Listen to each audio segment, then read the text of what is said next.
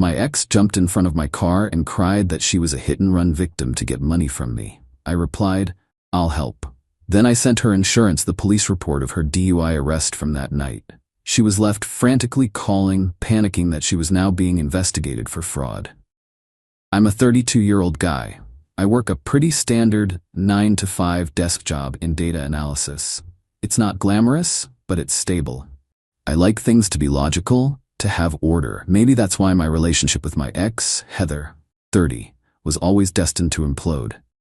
She lived in chaos, a whirlwind of drama and impulse that I initially found exciting, but eventually found exhausting. We broke up about 6 months ago. It was a messy, drawn-out affair because she refused to accept it was over. The reason for the split was a cocktail of her financial irresponsibility and her talent for turning every minor disagreement into a 3-act play. Anyway, I thought the drama was finally behind me. I'd blocked her on everything, and the silence was golden. Until last night. Last night, around 10 p.m., I was driving home from my buddy Aaron's place. We were just hanging out, playing some video games, nothing wild. I was on a quiet residential street, maybe a mile from my apartment complex, going about 15 miles per hour because the speed limit is 20 and I'm not a maniac. Suddenly, a figure darts out from between 2 parked cars right in front of me. I slammed on the brakes. My car, a beat-up but reliable Toyota Camry, screeched to a halt, stopping with a good 3 feet to spare. The person just stood there for a second, caught in my headlights like a deer. And then, in a move that would make a B-movie stuntman proud, they dramatically threw themselves onto the hood of my car, slid off the side, and crumpled to the ground. My heart was hammering in my chest. For a split second, I was terrified. Did I actually hit them? Was I not paying enough attention? Then the person on the ground started wailing. A familiar, theatrical wail. It was Heather. I just sat there, hands gripping the steering wheel, and watched her. She was clutching her leg, sobbing about how I'd hit her, how I came out of nowhere. It was a full-blown performance. I saw a couple of lights flick on in the nearby houses. A curtain was pulled back. I put the car in park and killed the engine. My first instinct was anger, pure, hot rage. But I've learned with Heather that anger is the fuel she runs on. Logic is her kryptonite. So I took a deep breath and another. I remembered something very, very important. My dash cam. It was a gift from my dad after a minor fender bender last year. A nice little Vantrue N2 Pro that records front-end cabin. It was recording everything. I got out of the car. My voice was unnervingly calm when I spoke. "Heather, what are you doing?" Her head snapped up. The crying hitched for a second when she saw my face. "Tyler? Oh my God, Tyler! You hit me. You ran me down." She started wailing again, louder this time for the audience in the windows. "My leg! I think it's broken. You did this." I didn't walk closer. I just stood by my driver's side door. "Heather, get up. I have a dash cam. It shows me stopping several feet before you threw yourself onto my car." The crying stopped, instantly. Her eyes, which were squeezed shut in faux agony, popped open and glared at me. The look on her face wasn't pain. It was pure, unfiltered venom. "You're lying," she hissed. "I'm not," I said, keeping my voice level. "It's recording right now." The audio isn't perfect, you can hear the engine humming, but her voice is clear enough. She scrambled to her feet, not a hint of a limp. "You son of a witch. You always have a trick up your sleeve, don't you? You think you're so smart. I think you need to go home, Heather." "No," she shouted, pointing a finger at me. "You owe me. For everything. For the breakup, for the heartache. You have a good job, a nice car. What do I have? Nothing." This was classic Heather. The victim narrative. The entitlement. "I'm not giving you money for a fake accident," I said. "This is insane." "You will," she snarled. "Or I'll tell everyone you did this. I'll go to the police. A woman's tears are more powerful than your stupid little camera. Who are they going to believe?" And then she said the thing that sealed her fate. "I need $5,000, Tyler, for my medical bills. A small price to pay for your freedom. Otherwise, I'm calling 911 right now and telling them my abusive ex just ran me over and tried to flee the scene." I just stared at her. The sheer audacity was breathtaking, and in that moment, something in me just clicked into place. All the frustration, all the stress from our relationship, it didn't turn into an outburst. It channeled itself into a single cold point of clarity. "Okay," I said. Her smug, triumphant smile was something I'll never forget. Okay, just like that? No, not just like that, I corrected her. You want to do this? We'll do this the right way. You're claiming you're a victim of a hit and run, so we need a police report, and you'll need to go through insurance for your injuries.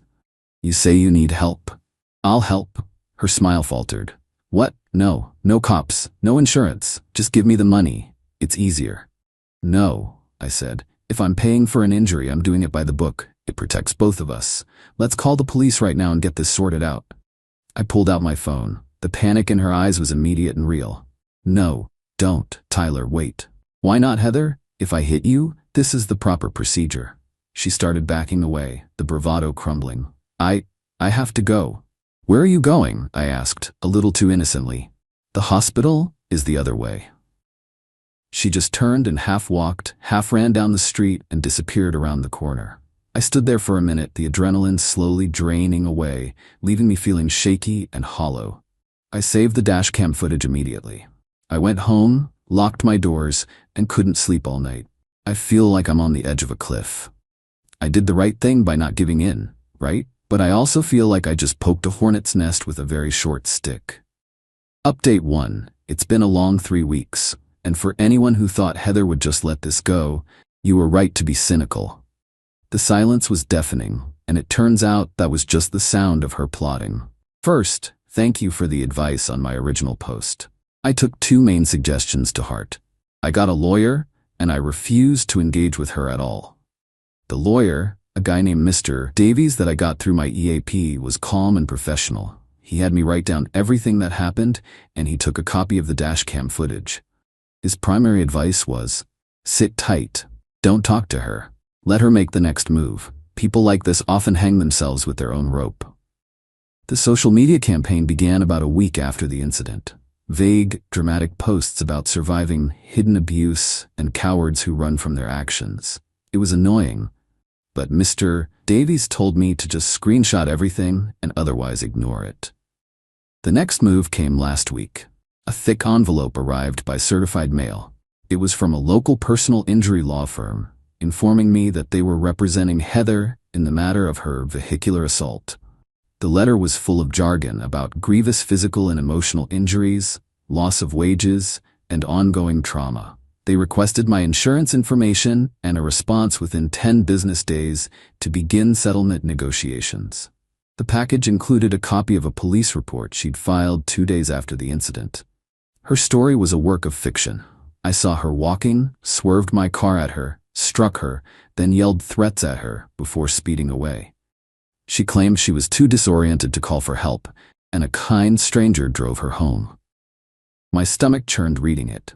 It's one thing to hear a lie, it's another to see it typed up on official police letterhead. I immediately forwarded everything to Mr. Davies. He called me back the next day. Okay, Tyler, this is good. Good? How is this good? She's created a paper trail of her lies, he explained. This is a gift, but we're not going to respond to them yet. We're going to do our own homework. This is where things got interesting. Mr. Davies hired a private investigator for a few hours to do a deep dive into public records. It wasn't cheap, but the lawyer insisted it was a necessary expense. 2 days ago, he called me with the results. Tyler, are you sitting down? We found something. According to the county court's public access database, Heather was arrested on the very same night as your incident. I felt a jolt. For what? Driving under the influence, he said. The record shows an arrest time of 1:37 a.m., about 3.5 hours after you say she jumped on your car. The location was less than a mile away. It was a bombshell, but Mr. Davies was quick to temper my excitement. Look, this is huge for our defense, but right now all we have is the public docket entry. The charge, time, and case number. We don't have the full narrative report from the arresting officer. We can't get that easily, yet. He explained that we had to wait for them to officially file a claim with my insurance. Once they do that, the game changes. That's when we can hit back. And sure enough, yesterday my insurance agent, a professional-sounding woman named Janet, called me. Janet, Tyler, I'm calling to inform you we've received a formal letter of representation and a third-party injury claim from a law firm on behalf of a Miss Heather. Me, yes, I was expecting this. I have some information you're going to want to see. My lawyer is preparing a package for you. I gave her Mr. Davies's contact information. He sent over a secure digital package containing the dashcam video, Heather's police report against me, and the public record of her DUI arrest from the same night. Janet's tone on the follow-up call was all business. Thank you, Tyler. This is compelling evidence. I am forwarding all of this to our Special Investigations Unit.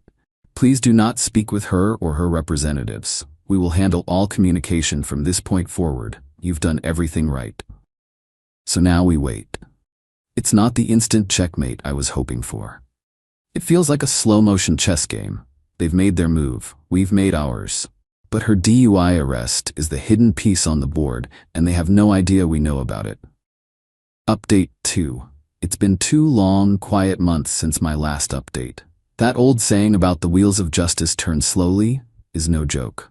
For weeks, nothing happened, and I started to get anxious, thinking maybe they'd found a way around it. My lawyer kept reassuring me that silence was good. It meant the other side was scrambling. He was right. The first domino fell about a month ago. I received a copy of a letter sent from my insurance company's legal department to Heather's personal injury lawyer. It was a masterpiece of professional savagery. It formally denied the claim, citing evidence of material misrepresentation and attempted fraud. It included a link to the dashcam video and referenced the public record of her DUI arrest. The letter concluded by stating that my insurance company, as required by law, had forwarded the entire file to the State Department of Insurance's Fraud Division for review. A week after that letter was sent, another envelope arrived. This one was from Heather's lawyer. A single, curt paragraph stating they were withdrawing their representation, effective immediately. The fallout was swift. The frantic no-caller ID calls started. I ignored them, but the voicemails were telling. Panicked at first. My lawyer dropped me. What did you do? Then furious. You're ruining my life. Then finally begging. I thought that would be the end of the direct contact, but I underestimated the audacity of her family. Last Tuesday, I got a call from a number I didn't recognize. I let it go to voicemail, and a minute later a message popped up. It was Heather's dad, Douglas. His tone wasn't booming or aggressive this time. It was smooth, concerned. Tyler, son, it's Douglas. Listen, I think this whole situation has been blown way out of proportion. My girl is a wreck. She's not thinking straight. These lawyers and insurance companies, they just make things worse. I was hoping you and I could talk, clear the air, figure out how to put this behind us. Give me a call. I sent the audio file to Mr. Davies. He called me back immediately. Don't call him. If he calls again, answer it, put it on speaker, and record the conversation. Our state has one-party consent for recording calls. Just listen to what he has to say. He called again the next evening. I took a deep breath, hit record on a second device, and answered. Me, hello? Tyler, thanks for picking up. I was hoping we could chat. What about Douglas?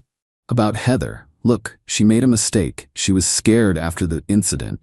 She's a sensitive girl. Now she's got these fraud investigators calling her. Her life is being turned upside down over what was essentially a misunderstanding.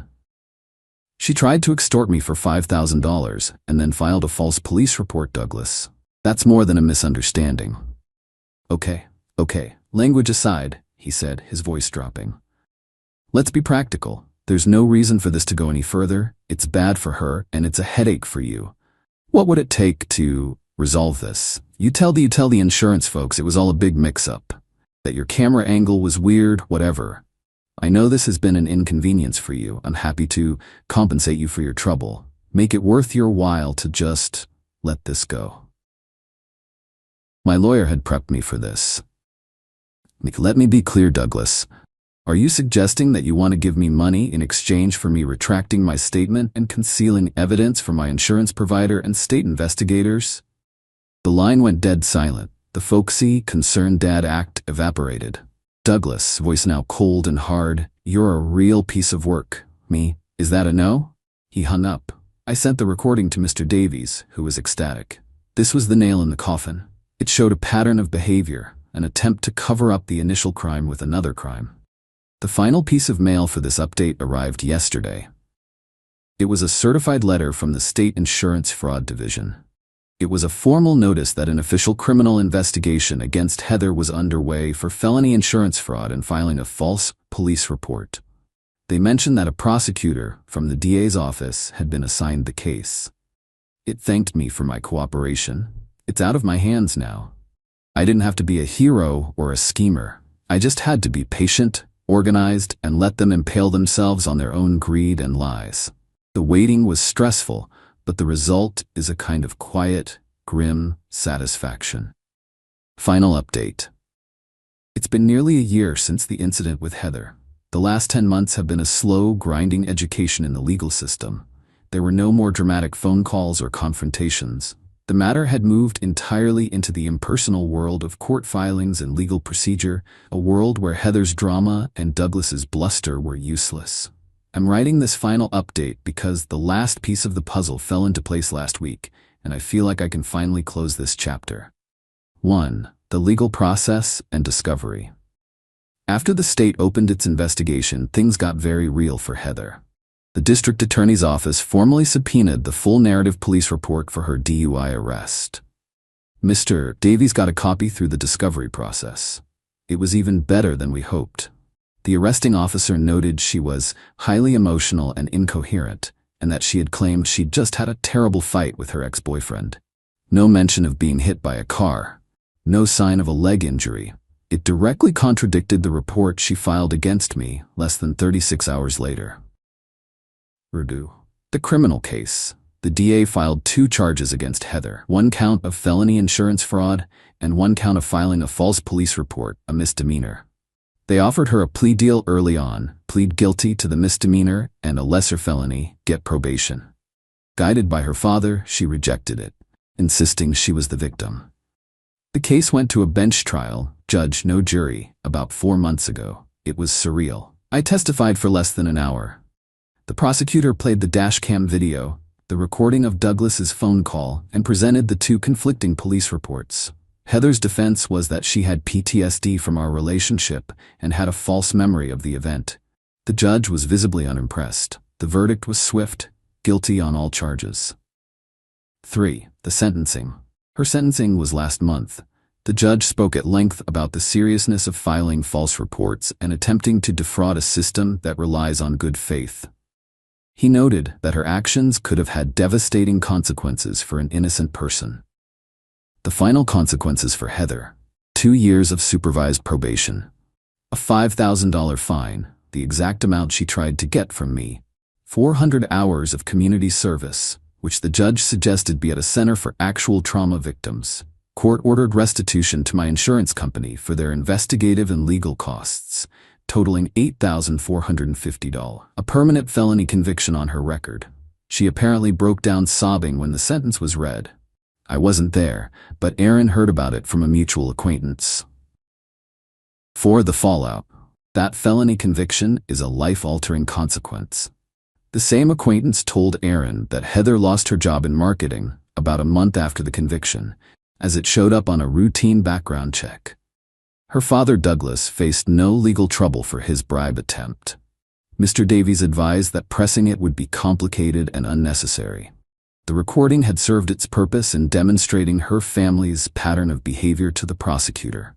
The real punishment for Douglas is financial. He paid for her high-priced defense lawyer, and now he's on the hook for her fines and restitution. His arrogance cost him well over $25,000. My life.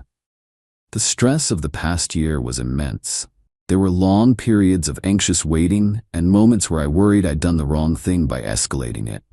But seeing the methodical way the system, once engaged, handled it, was validating. My life is quiet now. My insurance company closed the file and my rates never changed. I received a formal letter from Janet in the SIU thanking me again for my detailed evidence and stating that it was instrumental in the successful prosecution. I didn't get a gift card, but I did get peace of mind. I learned that the best defense against chaos isn't more chaos. It's calm, meticulous, and unwavering truth. I didn't have to seek revenge. I just presented the facts and allowed the consequences to follow their natural, logical course. Thank you, Reddit, for the initial advice. It set me on the right path. It's finally over. My wife left me for being too nice and needed a man with an edge. She begged to come back just a month after our divorce. I agreed to meet. Then I showed up with my new girlfriend, her sister. My ex-wife was left frantically screaming as her plan backfired. I, 34 male, by all accounts a predictable man. I thrive on structure. I'm a project manager, for God's sake. My job is to anticipate problems, create Gantt charts, and ensure a smooth yet orderly progression from A to B. I applied that same logic to my life, to our marriage. I thought that was a good thing. A stable thing. My ex-wife, Lisa, 32, did not. Our ending wasn't a fiery explosion. It was a quiet, clinical dissection of my character. We were sitting in the living room we'd spent 3 years meticulously decorating, a room in the apartment I was still paying the rent on, when she delivered the verdict. "It's not you, it's me," she began, which is always a lie. "I just need more." More than what? A husband who remembered her favorite coffee order, who put gas in her car without being asked, who held her while she cried over a sappy commercial? "I need passion, Matthew," she said, her voice frustratingly calm. "I need an edge. You're the nicest man I know, but nice is boring. It's safe. I don't want to be safe anymore." She told me she'd met someone. His name was Daniel. He had a motorcycle, a sleeve of tattoos that crept up his neck, and an undefined job in event promotion that seemed to involve a lot of late nights and cash payments. He was, in her words, a force of nature. I was, by implication, a stagnant pond. The divorce was brutally quick. She didn't want any drama over the apartment. Daniel had a sick downtown loft. It was a one-bedroom apartment over a vape shop. She didn't want much of the furniture, just a few key pieces, and oddly, my expensive German-engineered coffee maker. She wanted out. I made sure her name was formally removed from our lease agreement. A clean break effective at the end of the month. I documented every item she took. I processed the pain the way I process a project delay. Acknowledge the setback, assess the damage, and create a new timeline. The only person who seemed genuinely furious on my behalf was her younger sister, Margaret, 29. Margaret was the quiet one in their family, an artist who always seemed to be observing from the sidelines while Lisa commanded the spotlight. "She's an idiot," Margaret told me over coffee a week after Lisa had moved out. "She mistakes stability for a cage. She always has." We talked for hours. It was easy. We were both quiet observers. The house was silent for a month. I changed the sheets. I bought a new, less expensive coffee maker. I started to map out a future that was solely mine. It was lonely, but it was orderly. Then last Tuesday, my phone buzzed. A text from Lisa. "Lisa, hey, I've been thinking a lot about us, about everything. I made a mistake, a huge one. Can we please meet? I need to see you." My heart did a stupid little lurch. A flicker of the old Matthew. A second text came through before I could reply. "Lisa, Daniel and I, it's not what I thought. It's all just so chaotic. I miss you. I miss my life." There it was. Not "I miss you," but "I miss my life." The life I had built, the one she'd willingly abandoned for a cheap thrill. The planner in me kicked in, overriding the fool. The pain I'd been methodically packing away didn't disappear. It sharpened. It became a resource. I saw her plan laid out like a blueprint. She'd show up looking vulnerable. She'd cry. She'd talk about how Daniel was exciting but ultimately unstable. She would praise my kindness, the very thing she'd thrown back in my face, framing it now as the strength she didn't appreciate. She'd use my niceness as her re-entry point, assuming the door I had built would always be open to her. She thought I was a stagnant pond. She had no idea what lurks in the deep, cold quiet. Me, I can meet. Friday night? That new Italian place, Bellina's at 8? Lisa, yes, perfect. Thank you, Matthew. You won't regret this. Oh, I knew, but she would, because I immediately sent another text. Margaret, you Friday night? I could really use a friendly face. Bellina's at 8. My treat. For you? Always. What's up? I'll tell you when I see you. Just trust me on this. She thought I was predictable. She was about to learn that the most dangerous opponent isn't the one who screams and shouts. It's the one who quietly takes notes. Update 1, I got to Bellina's 10 minutes early. I chose a corner booth, one with a clear view of the entrance but tucked away enough to afford a bit of privacy. I felt a weird sort of calm, like a project manager on launch day. All the planning was done. Now it was time for execution. Margaret arrived right on time. She looked incredible. She wore a simple black dress and her hair was down. More importantly, she looked happy, relaxed. The anxiety that always seemed to hum around her when Lisa was in the room was gone. "You look nervous," she said, sliding into the booth across from me. "Just running through the variables," I admitted, explaining Lisa's text and my suspicions. I wanted a witness, and honestly, I didn't want to face her alone. She smiled, a genuine, warm thing that was so different from Lisa's performative grins. "I'm happy to be your backup, but just be you. That's the whole point." We ordered a bottle of wine. We talked. For 20 minutes, I almost forgot why we were really there. With Margaret, it was easy. It felt logical, correct. We'd spent the last month bonding, and it had quickly morphed into something more. At 8:15, the restaurant door opened. In walked Lisa. She had her "I'm sorry" costume on. A soft, oversized sweater, minimal makeup. She scanned the room, her eyes landing on our booth. First confusion, then a flicker of irritation. Her script didn't account for a second person. She walked over, her steps hesitant. "Matthew, what's going on?" She was looking at me, but the question was for Margaret. A silent, "What are you doing here?" "Lisa," I said, my voice even. "You wanted to meet. I'm here." Margaret was kind enough to join me. The word join hung in the air. It implied a unity she was not a part of. Her eyes darted between us, trying to process the scene.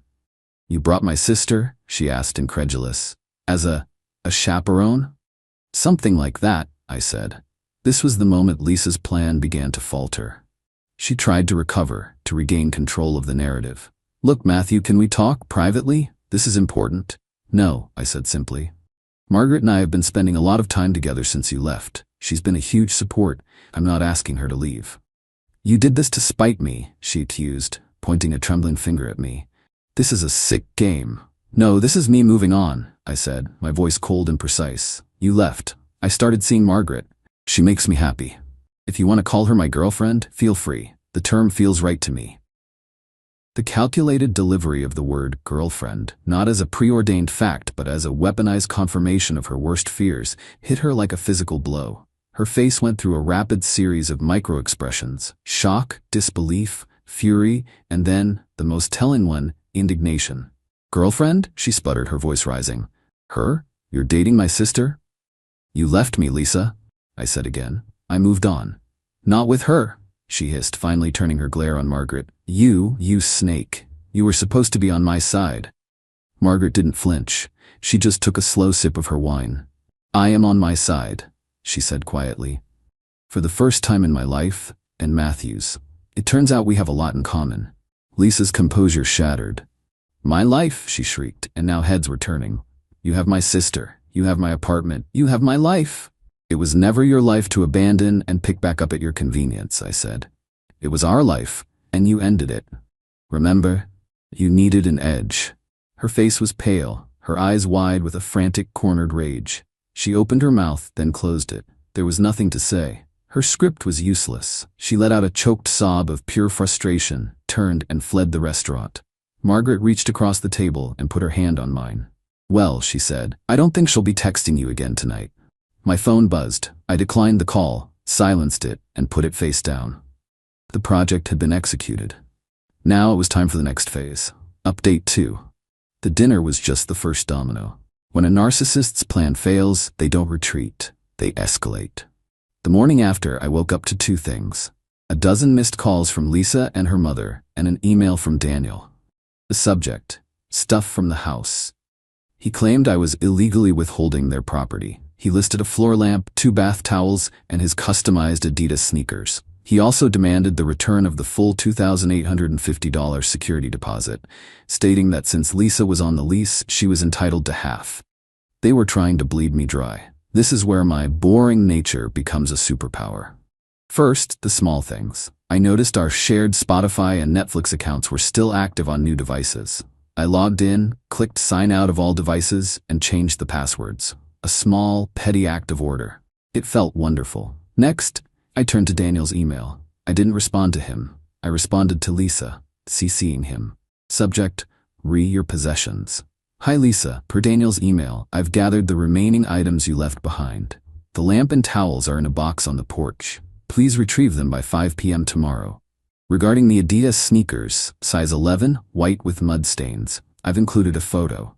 They were left on the new wool rug in the guest room, resulting in a stain. The professional cleaning service cost $150. I've attached the invoice. As for the $2,850 security deposit, our lease agreement clearly states the deposit is returned after the final walkthrough, pending any damages. I have already covered several repairs you were responsible for. These include patching and repainting the wall where you hung the dartboard. Daniel brought over $20. Repairing the garbage disposal, which was jammed with what the plumber identified as coffee grounds, $185. A reminder that the coffee maker you took requires specific disposal of its pods. The aforementioned rug cleaning, $150. The total for damages I have documented is $555. This will be deducted from the security deposit, as per our signed agreement. The remaining balance will be handled by the landlord according to procedure upon my moving out next month. All future communication on this matter should be in writing. Regards, Matthew. I attached scanned copies of every receipt. This wasn't revenge, it was accounting. The response was a firestorm. Her mother called me, pleading for me to just be the bigger person. I am being the bigger person, I told her calmly. The smaller person would have thrown his muddy shoes in the trash. Daniel, furious that I had CC'd him, decided to escalate. He sent me another email, this time threatening legal action. He sent it from his work email address, the one with the signature, Daniel Croft, Regional Marketing Lead, Zenith Beverage Corp. Margaret saw it and her eyes went wide. Matthew, my old roommate's husband, works in HR at Zenith. A new variable had just entered the equation. Update 3. Daniel's email was a gift. We weren't going to make an accusation. We were going to let Daniel's own actions speak for themselves. Margaret forwarded Daniel's threatening email to her friend, the one whose husband worked at Zenith HR. Her message was simple and brilliantly neutral. Hey Sarah, this is so random and awkward, but your husband works at Zenith, right? My sister's new boyfriend, Daniel Croft, just sent this to my boyfriend from his work account. Is this normal company policy? It feels really aggressive. I'm probably overthinking it, lol. The lol was a touch of genius. It passed the problem to a system designed to handle precisely these kinds of things. We heard nothing for 3 days. Then, on a Thursday afternoon, I got a frantic, rambling email from Lisa.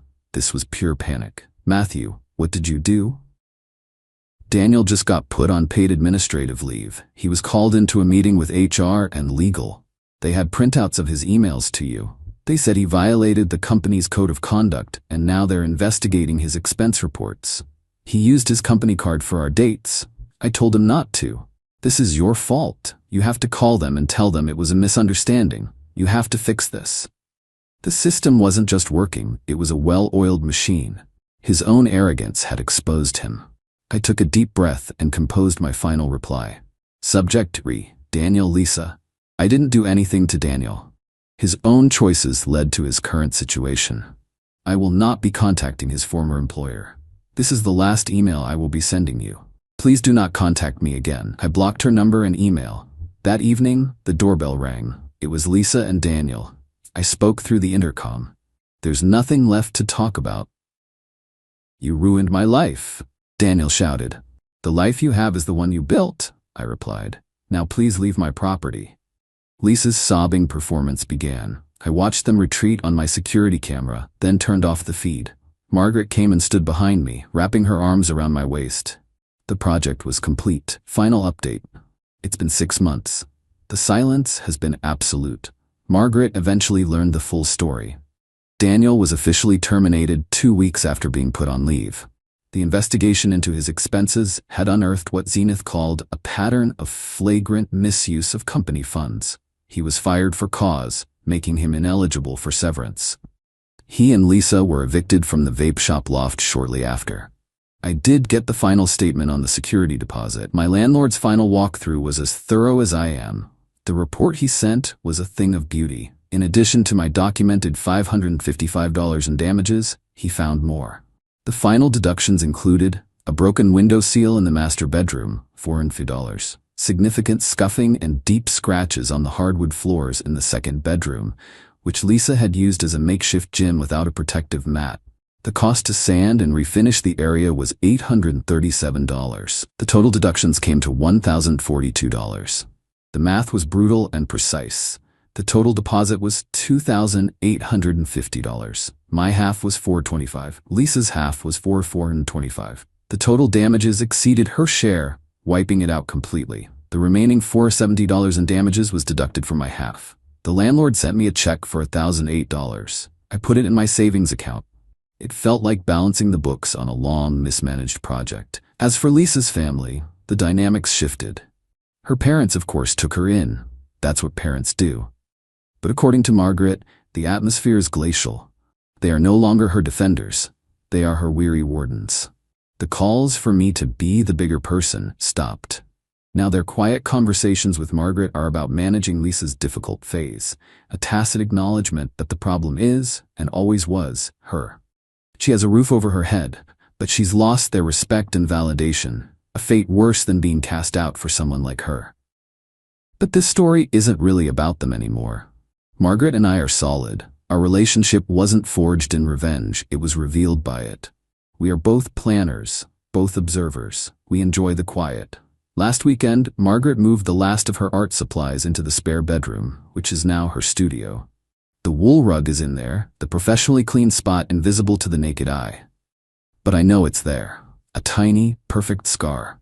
Sometimes I think about Lisa's accusation that I was cold. Maybe she was right. I didn't rage or weep. I documented. I strategized. My pain didn't become a wildfire. It became fuel. I didn't destroy her life. I just stepped out of the way and let her run headfirst into the wall she built herself. Tonight, Margaret and I are going to Bellina's to celebrate our 6-month anniversary. We'll sit in the same corner booth. It's predictable, it's orderly, it's safe, and I've never felt more alive. My fiancé wanted a breakup for the summer before our wedding. I replied, interesting idea. Then I sent her a legal contract agreeing to it with a massive financial penalty if she broke the terms. She was left frantically trying to backtrack as her free summer now had stakes. I, 31 male, have been with my fiancée, Jessica, 29, for 4 years. I was.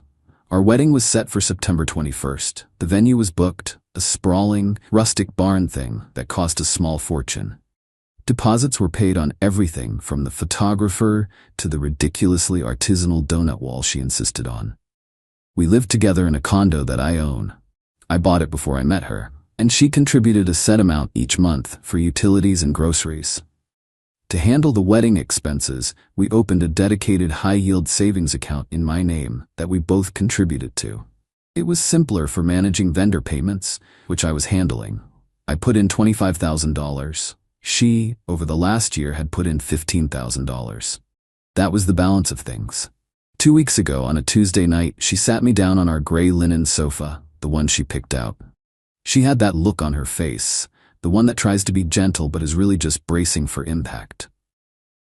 Thomas, she started, twisting a loose thread on a cushion. I've been doing a lot of thinking about us, about the wedding. My stomach went cold. I'm a planner, an architect. My world is built on blueprints and load-bearing walls. I don't do well with surprises that threaten the foundation. Okay, I said, my voice steady. It's a trick I learned early on. When your insides are screaming, make your voice a flat line. I love you, she said. The classic preamble to a car crash. I truly do. But marriage, it's forever. And I just have this tiny nagging feeling that we're rushing. That I haven't had a chance to be just me. Before I become a we forever. I didn't say anything, I just watched her. I saw the rehearsed speech in her eyes, the carefully chosen words designed to sound profound instead of selfish. My friend Barbara, she continued, she and her husband did this. Before they got married, they took a summer apart, a breakup for the summer, no contact. They both got to have one last hurrah to make sure they were really ready to settle down. And she said it was the best thing they ever did for their relationship. A breakup for the summer. 3 months before our wedding. My mind went quiet. The emotional, hysterical part of my brain just shut off. In its place, the architect took over. I saw the blueprint of her plan. She wasn't looking for reassurance. She was looking for a guilt-free pass. She wanted to spend the summer with someone else and keep me, the stable future, on ice until fall. The pain was there, of course. a deep, hollow ache that started in my chest and spread through my limbs. It felt like finding a crack in the foundation of a building you thought was perfect. You know, in that instant, that it's not a simple repair. It's a teardown. I looked at her, at the eager hope in her eyes, the expectation that I would either have a fit or reluctantly agree. She thought she was dealing with a romantic partner. She wasn't. She was dealing with a strategist. Interesting idea, I said. Her face lit up with relief. Really? You're not mad? I'm processing, I said, which was true. There are logistics to consider. If we're doing this, we need to do it properly, like Barbara. Totally, she beamed. We just need some ground rules. Exactly, I said. I want to protect us both. The condo, the wedding finances. It could get messy if we don't have a clear agreement. I paused. My cousin Joseph is a contract lawyer. I could have him draft a simple separation agreement for the summer. I'll pay him for his time, of course. It's better to spend a few hundred on legal fees now than risk thousands later. Just to keep everything neat and tidy. No emotions, just business. I could see the gears turning in her head.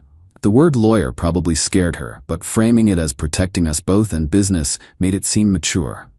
Responsible, even. She was so focused on the prize, her summer of freedom, that she didn't see the trap being laid. Wow, she said. That's actually really smart, Thomas. Okay. Yeah, let's do that. She thought it was for her. It wasn't. It was for me. The next 2 days were a blur of quiet activity. I spoke to Joseph, who, after a long, silent pause, simply said, I'll have it for you by tomorrow. Don't worry.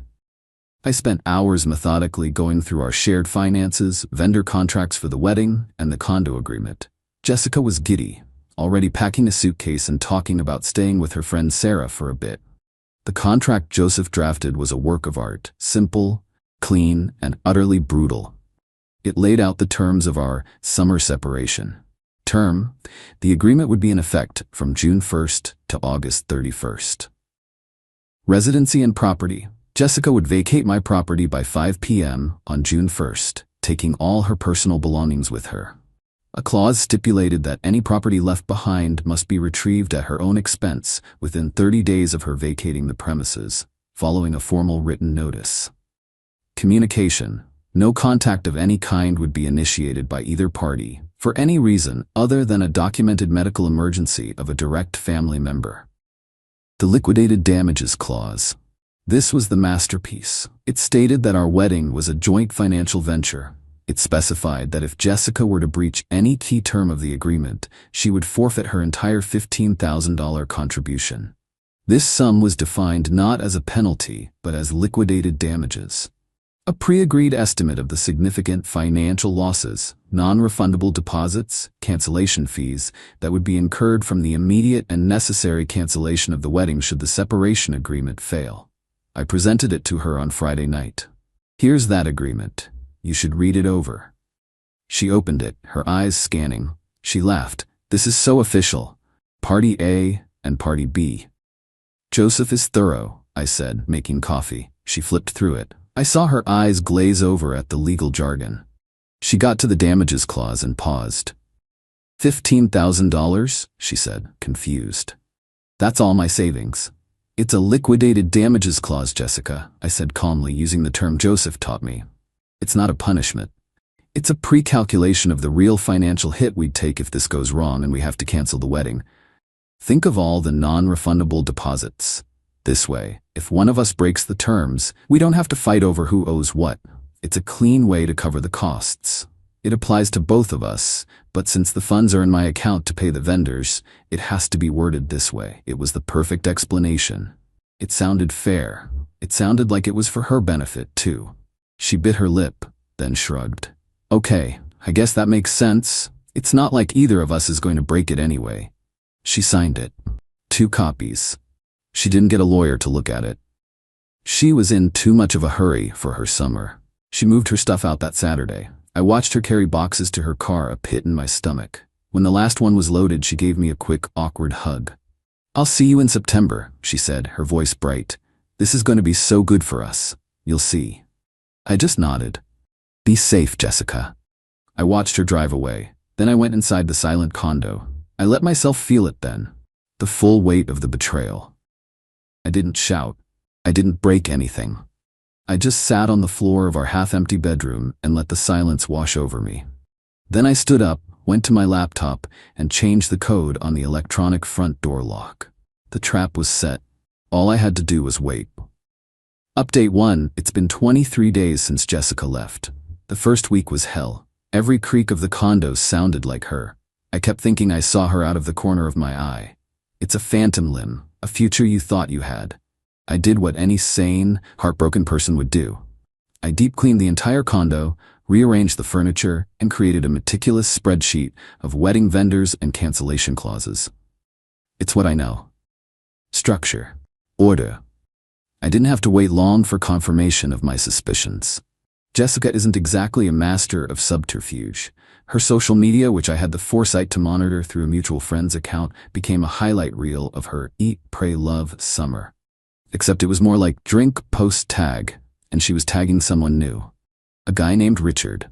Richard is exactly the type you'd picture. Wears boat shoes with no socks. His Instagram is a curated collection of him on boats, him on golf courses, and him holding cocktails that cost more than my weekly groceries. There they were, Jessica and Richard beaming from the patio of a winery. A week later, a group shot at a beach house, his arms slung possessively around her. The caption, "Summer nights with the best crew." It hurt, yes, a dull, predictable throb, but mostly I felt a sense of vindication. This wasn't a spontaneous journey of self-discovery. This was a pre-planned affair she wanted to enjoy without the guilt of the label cheater. She'd found my replacement before she'd even left my home. This morning it happened. My phone buzzed. A text from Jessica. "Jessica, hey you, just been thinking about you. Hope you're doing okay." My heart hammered in my chest. This was it, the first pebble in the avalanche. I stared at the message. The casualness of it was insulting. Hey you, like she was texting a college buddy. I didn't reply. I took a screenshot, saved it, and continued with my morning coffee. An hour later, another buzz. "Jessica. Thomas, you there? I was just wondering if you'd remembered to pay the final deposit for the caterer. It's due this week, I think. Don't want them to cancel on us." And there it was. The breach, clear, documented, and utterly stupid. My hands were perfectly steady as I opened my laptop. I composed a new email. I attached the 2 screenshots of her texts with timestamps clearly visible. To Jessica, CC, Joseph. Subject, Notice of Breach of Summer Separation Agreement.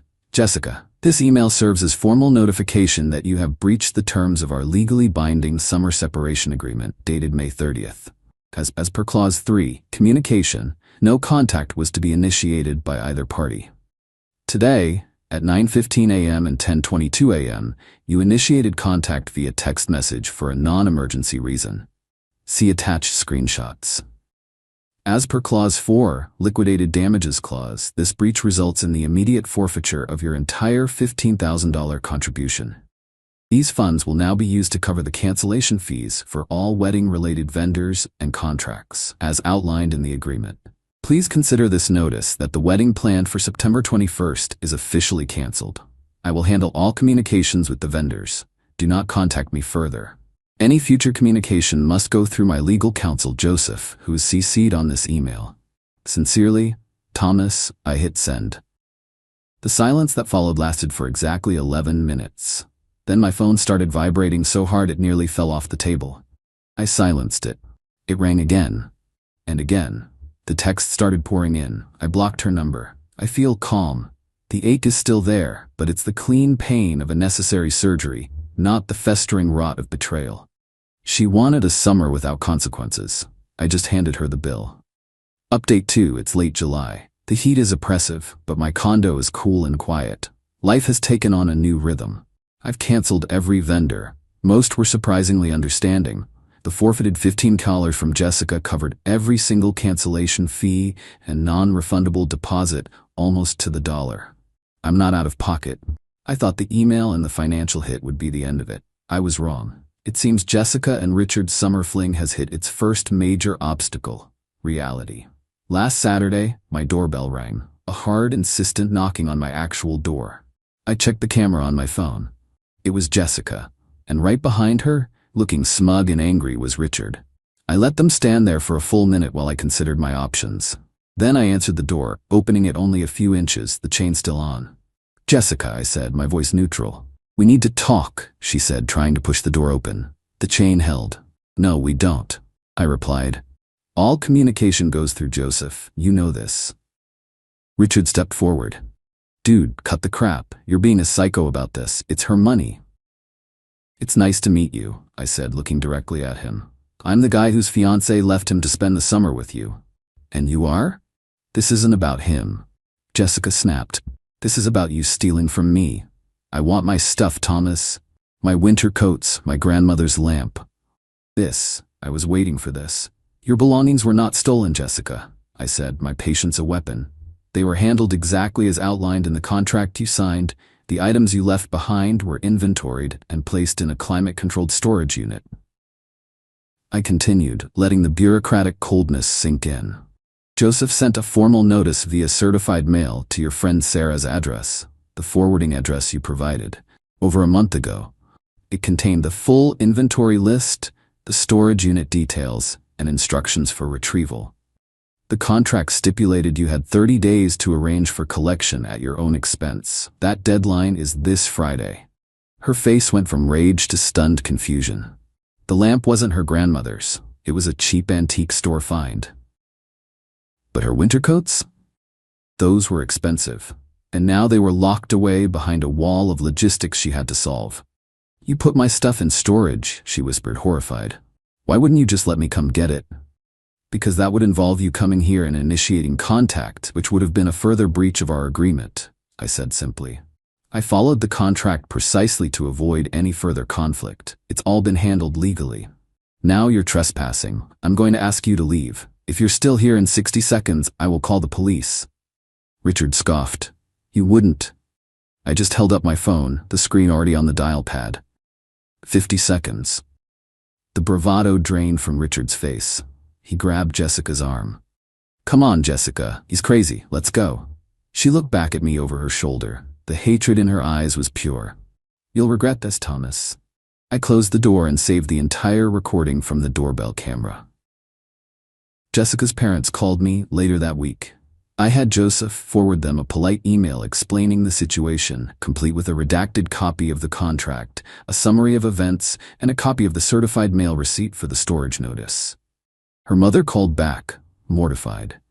Jessica had told them I was the one who demanded the break and was now holding her things hostage. The truth, in its cold, documented glory, was undeniable. Final update. It's October. The leaves are turning, and the air has that crisp, clean edge that always feels like a new beginning. My condo is sold. I closed last week. Too many ghosts. I'm in a new apartment downtown overlooking a park. It's smaller, but it's all mine. The silence here is peaceful, not heavy. The final act of the Jessica saga played out not with a bang, but with the pathetic fizzle of a wet firecracker. As expected, she took me to small claims court for the $15,000. She represented herself. Richard, predictably, was nowhere to be seen. Their summer romance, built on deception, apparently couldn't survive the harsh lighting of legal proceedings. I showed up to court with Joseph. I had my folder, the signed contract, the screenshots of the text messages, the time-stamped video of her trespassing. Jessica's argument was purely emotional. She talked about how I had manipulated her, how I had been cold and unfeeling. Then she played her trump card, and he stole my property. He locked away all my winter clothes and precious family heirlooms and tried to get rid of them. When it was our turn, Joseph stood up. He was calm, almost bored. First, he presented the contract, pointing to her signature on the liquidated damages clause. Then he addressed the property claim. "Your Honor, my client did not steal or withhold any property. In fact, he went to great lengths and personal expense to protect Miss Peterson's belongings in accordance with the law." He then produced the evidence. The full, itemized inventory list of the items she'd left. The receipt for the first month of the storage unit. The certified mail receipt for the legal notice, which had been delivered to the address Jessica provided. He even had a printout of an email from the storage company, noting the unit was now empty, as Jessica had been forced to clear it out at the last minute before its contents were auctioned. The judge, a no-nonsense woman, looked from the stack of evidence to Jessica. "Ma'am, It seems Mr. Hayes has acted with more diligence and legal propriety regarding your relationship and property than you have. You signed a contract. You breached it. He followed it to the letter, even when protecting the belongings you abandoned. There is no case here. Dismissed. I walked out of the courtroom without looking at her. I didn't feel triumphant. I just felt done. The final piece of paperwork on a demolished building had been filed. A week later, I got one last text from her, from a number I didn't recognize. Jessica, I hope you're happy. You ruined my life over a few text messages. It was the perfect encapsulation of her entire worldview. In her mind, the problem wasn't her betrayal.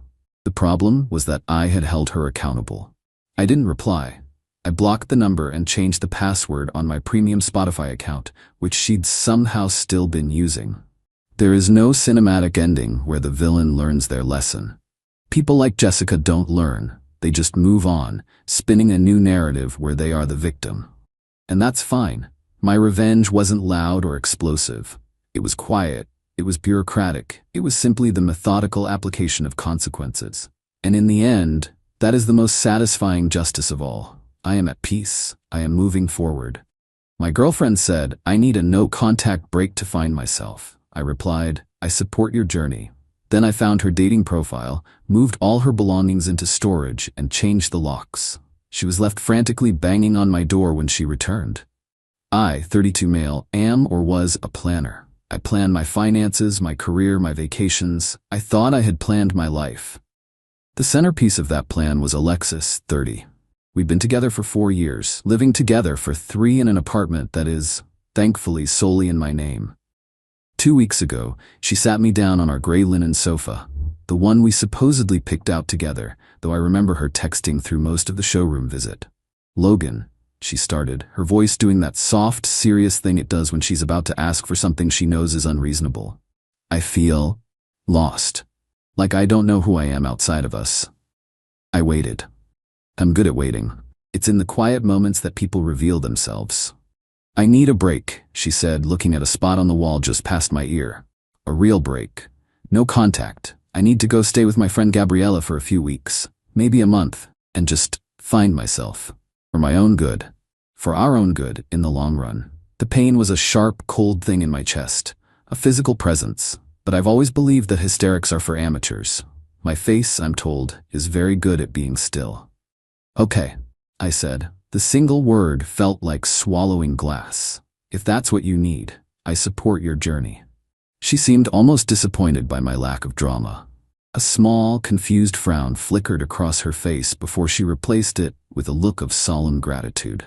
She packed an overnight bag, hugged me stiffly, and promised this would all be for the best.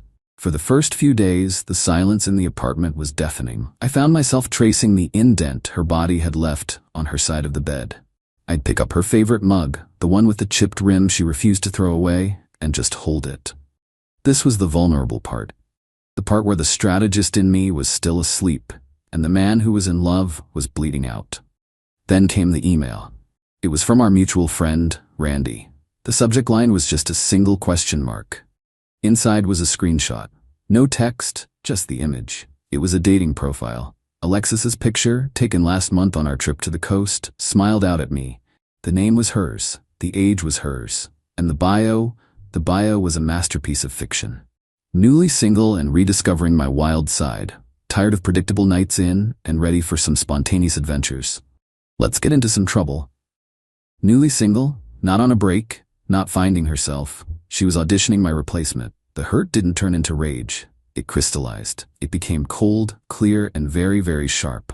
The strategist woke up. She wanted a no-contact break. Fine. I would give her the most complete, thorough, no-contact break she could ever imagine.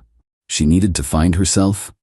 I would help her by removing all the little things, her belongings, her access to my home, her presence on my utility bills, that were tying her to a past she was so eager to erase.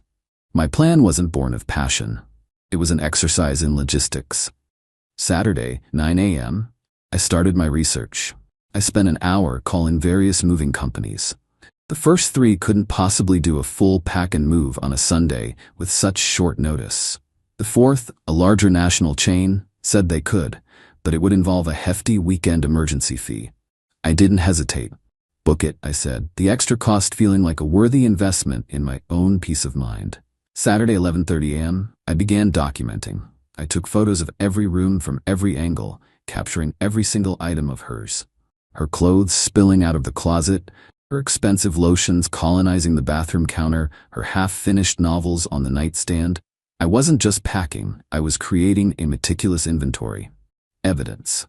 Sunday, 8 a.m. to 4 p.m. The movers were incredible. 2 men, efficient and professional, entirely without judgment. They wrapped her grandmother's antique vanity in bubble wrap with more care than Alexis ever showed it. As they worked, I systematically untangled our digital and domestic lives. I removed her from my Netflix, my Amazon Prime, my premium Spotify account that she used constantly. I went through our shared Google Photos albums, downloaded archival copies of everything for my own records, and then methodically removed her access privileges. I drafted an email to our landlord, providing a formal notice that my cohabitant, Alexis Vance, had vacated the premises permanently as of this date, and requested confirmation that she held no tenancy rights. Sunday, 5 p.m., the apartment was empty of her, eerily so. It felt bigger, colder. I stood in the middle of the living room, the echo of my own breathing the only sound. The pain was still there, a low hum beneath the surface, but it was now overlaid with a profound, chilling sense of purpose. Sunday, 5:30 p.m. I called a 24/7 locksmith. By 7 p.m., the locks on my apartment door were changed. I had already confirmed with the locksmith that the new key was unique and not a master pattern for the building. My sanctuary was secure. I sat on the sofa, our sofa, my sofa, and sent her a single text message. The first and only break in her no-contact rule. Hi Alexis, I hope you are doing well on your journey of self-discovery. I've taken care of things here to give you the space you need. All of your belongings are safe. Let me know when you'd like the details for the storage unit. Then I blocked her number. Update 1. It happened on a Wednesday night. I was making dinner, listening to a podcast, something I could never do when Alexis was home because she claimed the host's voice was smug. The freedom was novel. The buzz from the lobby intercom sliced through the quiet. I glanced at the video screen. It was her. My thumb hovered over the talk button, then I decided against it. I simply pressed the door open button. There was no need for a verbal prelude. Let her walk up the 3 flights of stairs. Let her anticipation build. Let her assume, right until the last second, that everything was as she'd left it. I waited by the door, listening to the faint sounds of her approaching footsteps in the hall.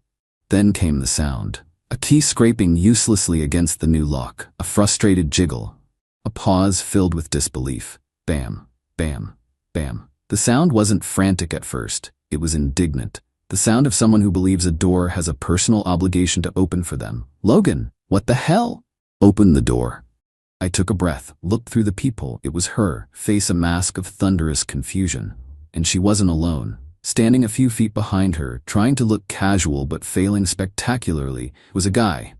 He was handsome in a generic gym bro sort of way, with carefully styled hair and muddy Adidas sneakers that I knew would have ended up on my new rug.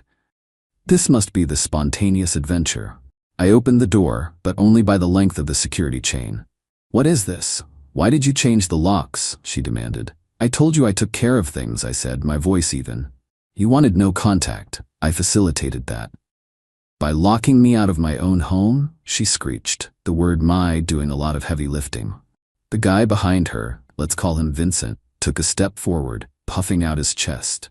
It's not your home, Alexis, I said calmly. You don't pay the rent. Your name isn't on the lease. You said you were leaving to find yourself. I assumed you meant it. I was coming to get my laptop and my good coat. Her eyes were wild. You can't just do this. I didn't. All of your belongings, including your laptop and your coat, are safe. They're in a climate-controlled storage unit. I paid for the first month, plus the premium weekend moving fee. Here's the key and the address. I had the envelope ready. I tried to pass it through the gap. She wouldn't take it. Vincent stepped up. Hey man, I don't know what your problem is, but you need to let her in to get her stuff. He had that easy, unearned confidence of a man who's never faced a real consequence. Her stuff isn't here, I repeated, looking him directly in the eye. And who are you? He smirked. I'm Vincent. We met on Hinge. The sheer breathtaking audacity of it. He said it like an introduction. Alexis flinched, finally having the grace to look embarrassed. So you're the spontaneous adventurer, I said, a small cold smile on my lips. From her dating profile, the one that says she's newly single. The color drained from Alexis's face. Vincent's smirk vanished. You saw that? She whispered. Randy sent it to me. I guess he thought I should know that your journey of self-discovery had a destination all along, I said. Look, I've respected your wishes. The break is now permanent. Your things are safe. My home is now private. If you don't leave my doorway, I will call the police and have you removed for trespassing. Vincent scoffed. You wouldn't. I pulled my phone from my pocket. My thumb hovered over the first digit. His bravado evaporated instantly. He grabbed Alexis's arm. Come on, let's go. This guy is psycho, he muttered, loud enough to be heard. Alexis's final parting shot was a classic. My name is still on the electricity bill, and the internet. I'm canceling everything. She finally snatched the envelope from my hand and they stormed off. I closed the door, slid the deadbolt home, and leaned against it. My heart was hammering, not from fear, from a strange, exhilarating clarity. The board was set. And she'd just told me her next move. Update 2. The first volley in Alexis's counterattack came 2 days after the disastrous doorway confrontation. I received an automated email from my internet provider. We've received your request to terminate your service. A similar one from the electric company arrived an hour later. It was so childishly reactive that I almost laughed. This is where the methodical part pays off. Amateurs react. I was prepared. I spent the next morning on the phone. With the utility companies, I was polite, calm, and factual. Hello, my name is Logan Carter. My former partner, Alexis Vance, who has moved out, has maliciously tried to cancel the service to my home. I am the primary account holder. I need to secure my account and have her name removed immediately. Bureaucracy loves documentation. I had it all. The email from my landlord confirming her tenancy status was null. The receipt from the storage company with the full inventory list. I offered to send them.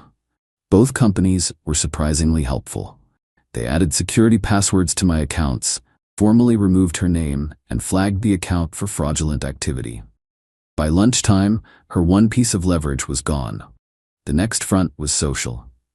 The phone started buzzing with texts. Hey man, is everything okay? Alexis said you kicked her out and are holding her stuff hostage. Dude, WTF is going on? Alexis is telling people you had a psychotic break. This required a more delicate touch. I didn't engage in public drama.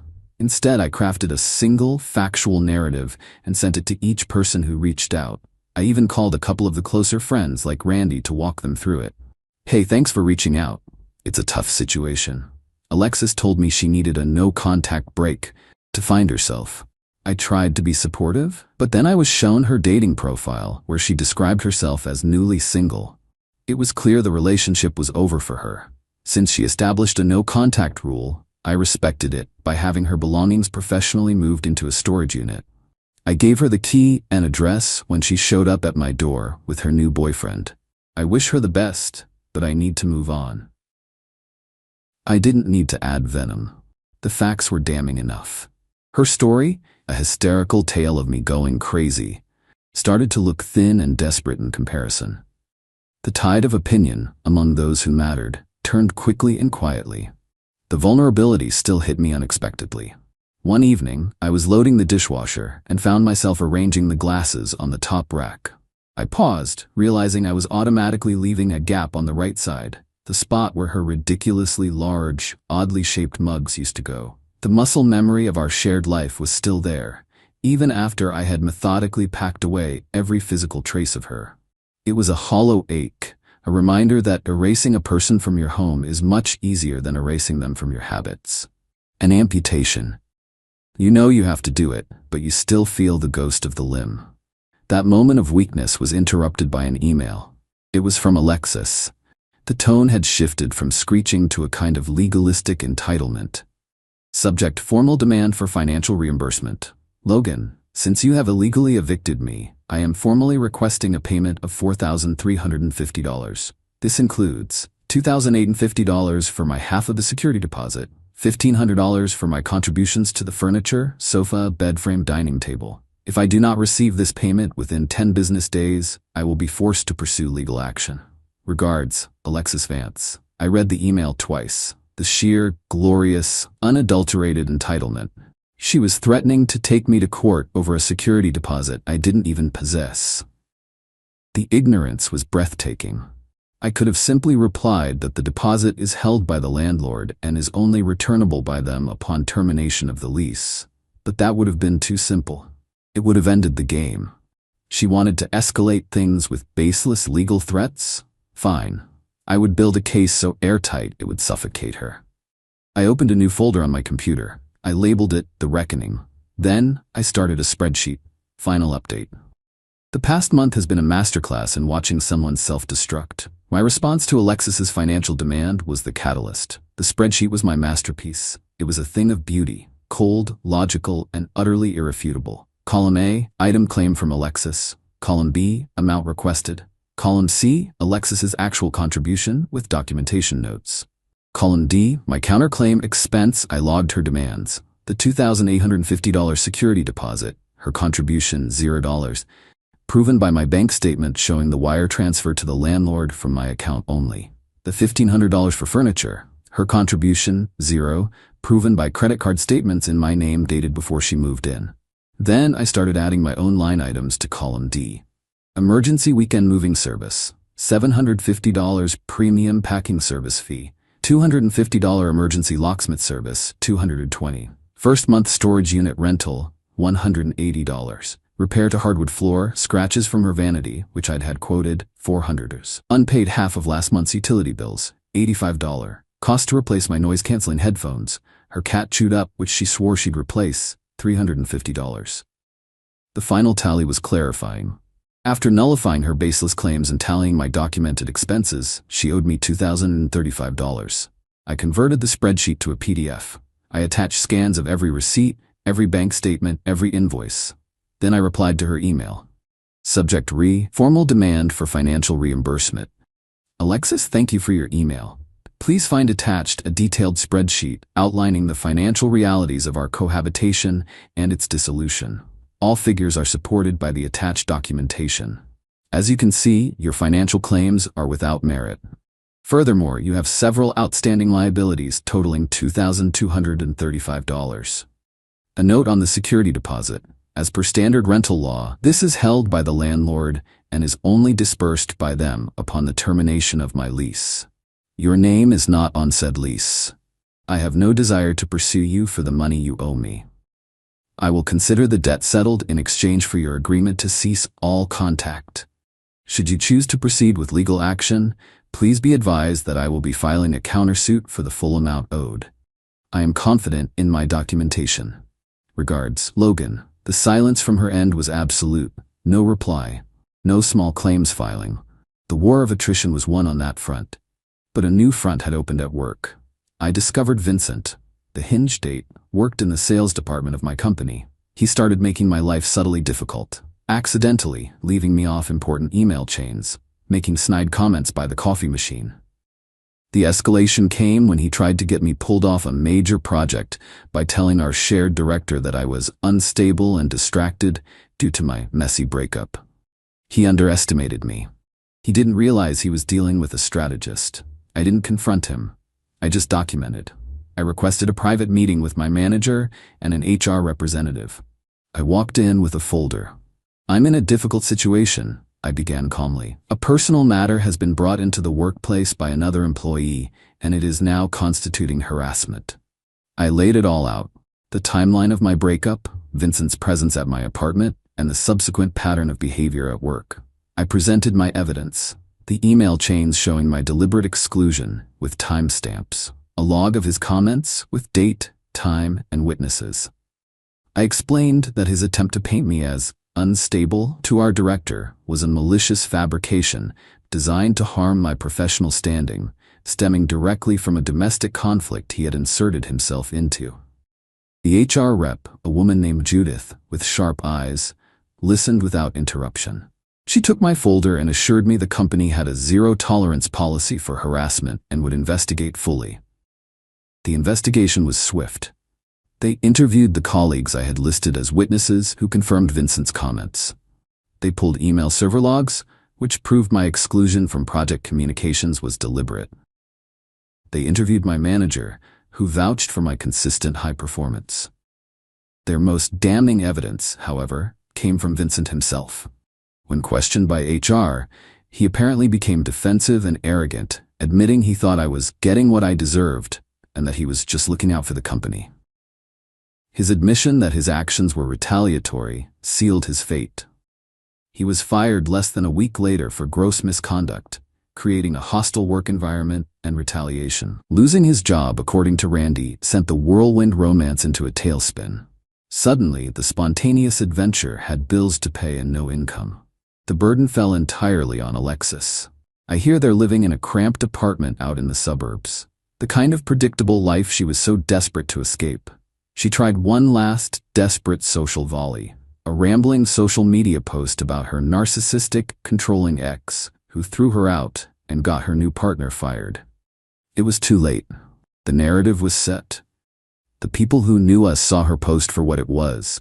The bitter, revised history of someone who'd been caught and refused to take an ounce of responsibility.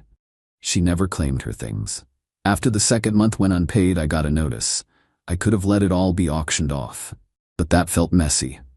So I paid the bill, emptied the unit myself, donated the furniture and clothes to a women's shelter, and put her few sentimental items into a smaller locker. I sent the key to her mother with a simple note, Alexis's personal keepsakes. That was my final move, an act of closure that was also a final, quiet statement. I am a reasonable man. The quiet in my apartment is now peaceful. The space is mine, completely. I've started seeing someone. It's new, and it's slow, and it's built on honesty that feels revelatory. I saw Alexis once, a month ago, at a grocery store. Her eyes were dull, her shoulders slumped, she was wearing a cheap-looking coat. We made eye contact. I saw a flicker of hatred in her eyes.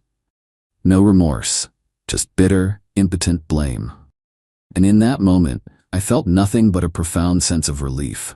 She didn't lose because I was a mastermind. She lost because she and Vincent were entitled, short-sighted, and dishonest. They believed they could create their own reality through sheer force of will, and they were shocked when they collided with documented truth. I didn't destroy their lives. I just held up a mirror and refused to let them look away. They did the rest themselves.